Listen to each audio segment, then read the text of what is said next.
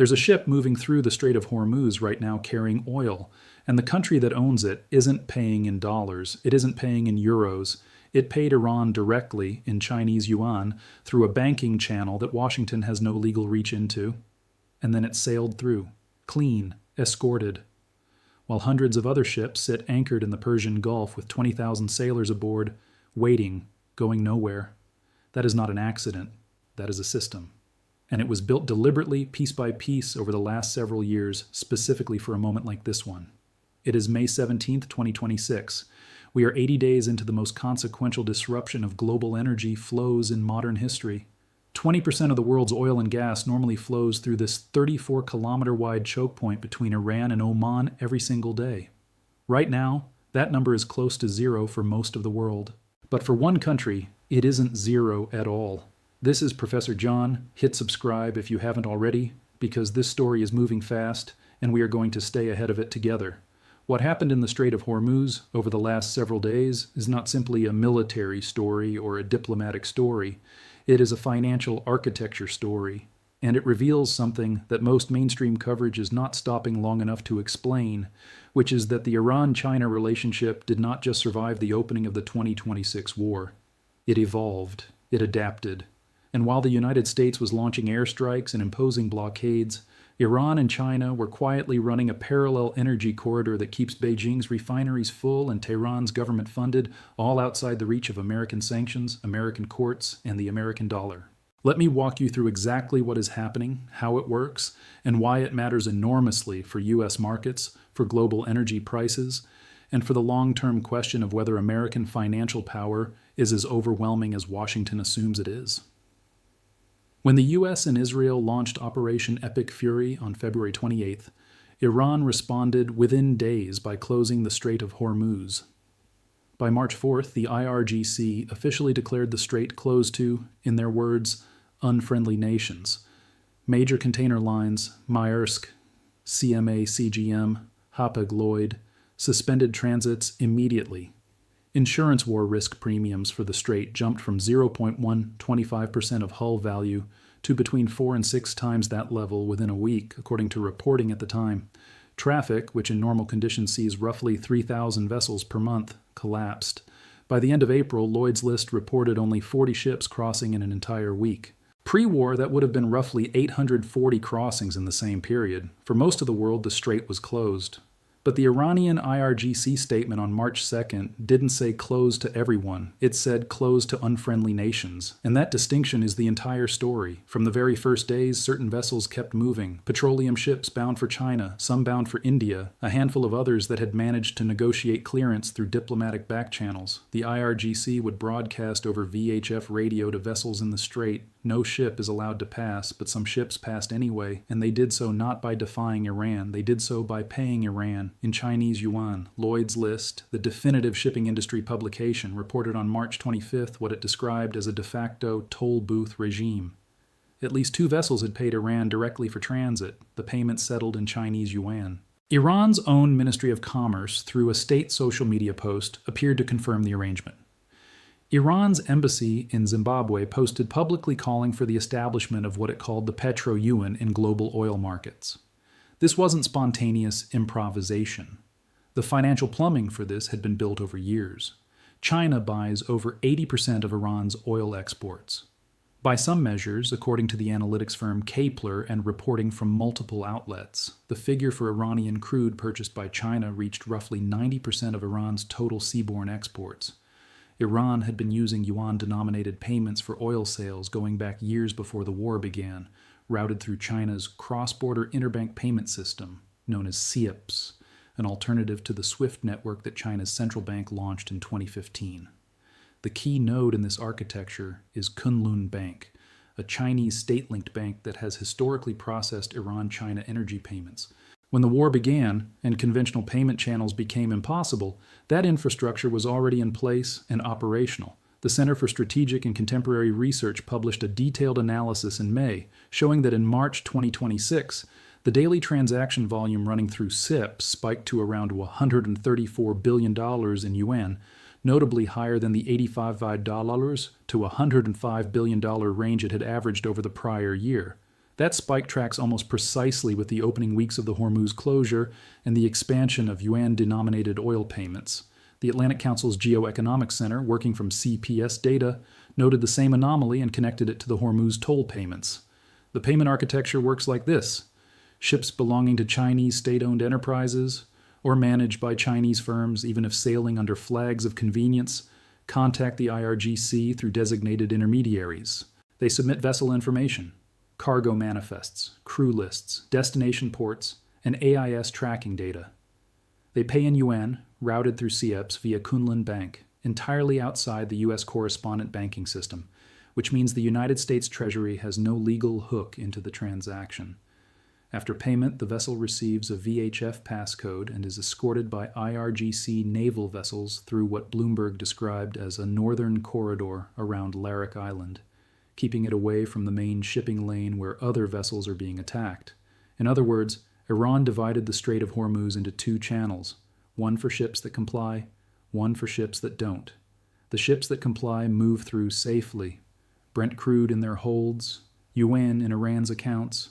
The ships that don't comply sit at anchor in the Persian Gulf, engines idle, insurance meters running, sailors eating canned food aboard vessels that were never designed to be floating waiting rooms for a geopolitical standoff. By the International Maritime Organization's own reporting, around 20,000 mariners on approximately 2,000 ships were stranded in the Persian Gulf by late April. 20,000 people trapped. Because the world's most important energy corridor has been converted into a checkpoint that only one country on Earth has a formal arrangement to use freely. And here is where it gets more complicated. Because while the arrangement clearly benefits China, Beijing has been extremely careful about how publicly it acknowledges that benefit. On May 14th, President Trump flew to Beijing for his summit with Xi Jinping. The meeting was, by most accounts, productive on trade, and the two leaders agreed in principle on a number of things. But the Hormuz situation was the subtext running underneath all of it. Trump said publicly that Xi told him China wanted the Strait of Hormuz to remain open and free of tolls. The White House readout said Xi expressed interest in purchasing more American oil to reduce China's dependence on the strait. That's a notable sentence. Xi was acknowledging, at least obliquely, that China's dependence on the Hormuz corridor is a strategic vulnerability that it wants to hedge. But then Treasury Secretary Scott Bessent went on CNBC the same day and said something more pointed. He said China gets about a third of its energy needs from the Gulf. He said that China had been buying roughly 90% of Iran's oil exports and that Iranian crude represented about 10% of China's total energy intake. And then he said a reopening of the strait benefits China more than it benefits the United States, which, if you think about it carefully, is a significant thing for the U.S. Treasury Secretary to say publicly. He is essentially telling Beijing, you have more to lose here than we do. Use your leverage. He is also revealing the central tension in the China-Iran relationship right now, because China has leverage over Iran that it has not fully deployed. If Beijing told Tehran that it would stop buying Iranian crude unless the strait was opened unconditionally, Iran's economy would face immediate collapse. Iranian oil represents the regime's primary source of hard currency. China's purchases are essentially keeping the Iranian government solvent during a war against the United States. That is the nature of the dependency.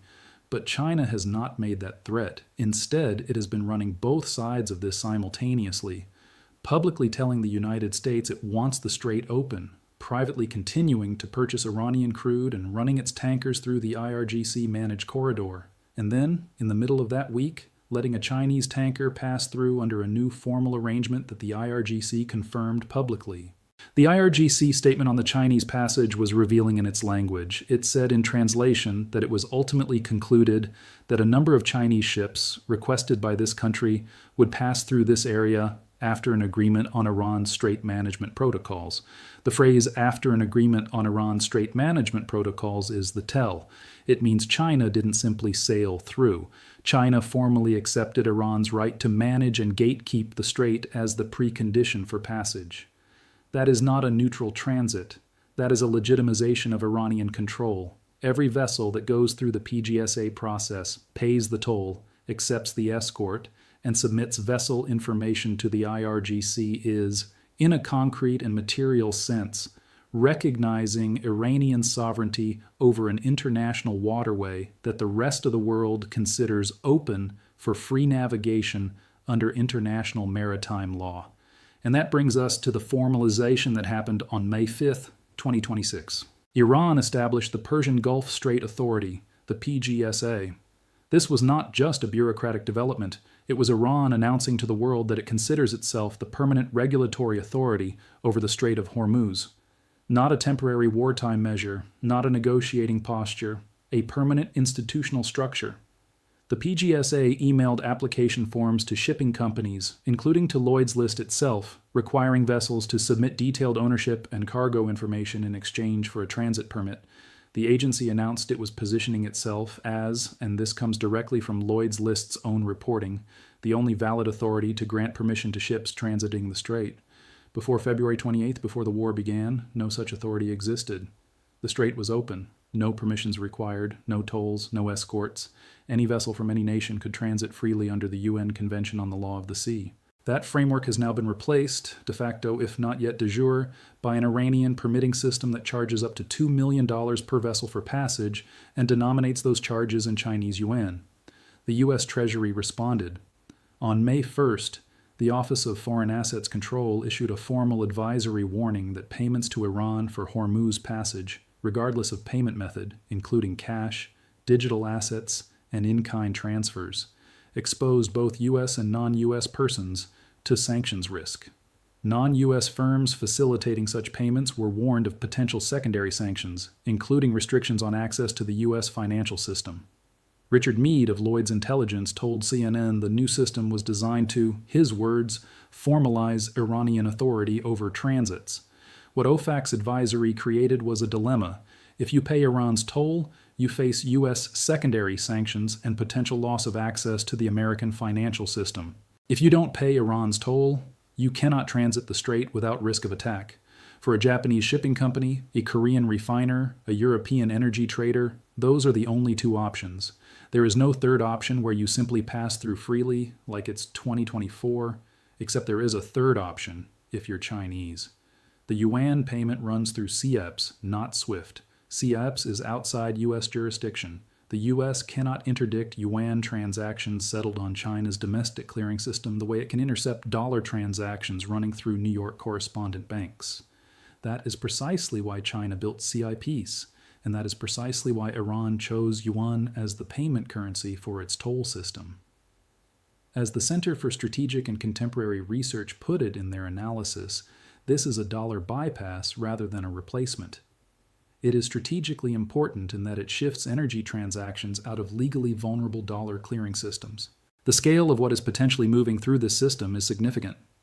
TRM Labs, a blockchain and financial intelligence firm, published analysis estimating that at current traffic levels, the IRGC toll system could generate up to $20 million per day from oil tankers alone, with $600 to $800 million per month possible if LNG vessels are included. Those are broad estimates, not official figures, but the directional magnitude tells you something about what Iran is trying to construct. This is not just access control, it is a revenue mechanism. Tehran has publicly described the toll income as a potential source of reconstruction funding for damage caused by American and Israeli strikes. The Middle East Eye reported something in March that has held up throughout this crisis. It described Iran as having the Houthi playbook out. The Houthis in Yemen attempted to run their own vetting system in the Red Sea, allowing vessels linked to China and Russia safe passage, while targeting those linked to the US, Europe, and Israel. Iran has applied that same logic to Hormuz, but with considerably more sophistication because it has actual territory, an actual coast, an actual navy, and an actual pre-existing financial relationship with the world's largest oil importer. The result is a two-track global energy system running simultaneously. Track 1 is the old system, free navigation, dollar-denominated oil, swift processed payments, Lloyd's insured vessels. Track 2 is the new one, IRGC escorted passage, UN-denominated tolls, CPS-cleared payments, shadow fleet logistics. In the first 2 weeks of the conflict, before U.S. strikes significantly degraded Iran's export infrastructure, Iran was still exporting 12 to 13 million barrels of crude, most of it to China, according to analyses by Kepler and tanker trackers. Chinese purchases of Iranian crude continued at levels similar to pre-conflict flows in the early weeks of the war. The trade did not stop. It adapted. Now. Here's the complication inside the complication. because China is not acting purely as Iran's economic enabler in this story. It is also the country with the most to lose if the strait remains closed indefinitely. Besant was right about that. China gets roughly a third of its total energy from the Gulf broadly, not just from Iran. Saudi crude, Emirati crude, Qatari LNG, all of it moves through Hormuz. As of 2024, about 84% of crude and condensate shipments through the strait were destined for Asian markets, with China receiving a third of its Persian Gulf oil via that route.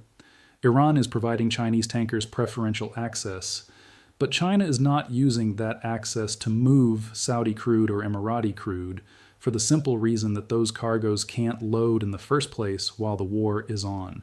The benefit to China is primarily maintaining access to Iranian crude, which is the discount-priced barrel that Chinese teapot refineries in Shandong province have built their economics around over the last several years.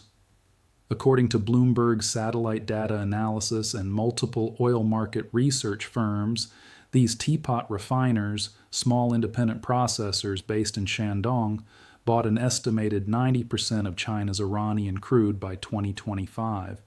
They are the downstream infrastructure of this entire system, so what China has right now is not full energy security.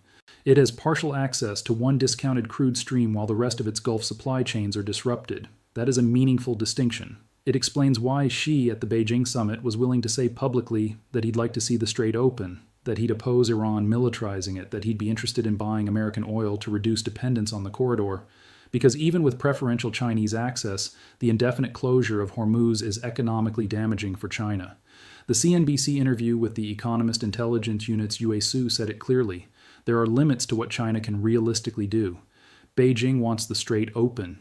It just doesn't want to be the one who forces Iran to open it in a way that destroys the relationship, so it's threading a needle, quietly continuing the energy purchases, accepting preferential access under Iran's toll regime, publicly telling Trump it wants freedom of navigation, avoiding any move that looks like direct pressure on Tehran. That needle threading is sustainable only as long as the war remains in stalemate. If the U.S. escalates again, if the ceasefire collapses entirely, if Iran's storage fills and production shuts down, as Besant suggested was already beginning to happen, the calculation in Beijing changes. Besant said on CNBC on May 14th that no oil had been loaded at Karg Island, Iran's main export terminal, in 3 days.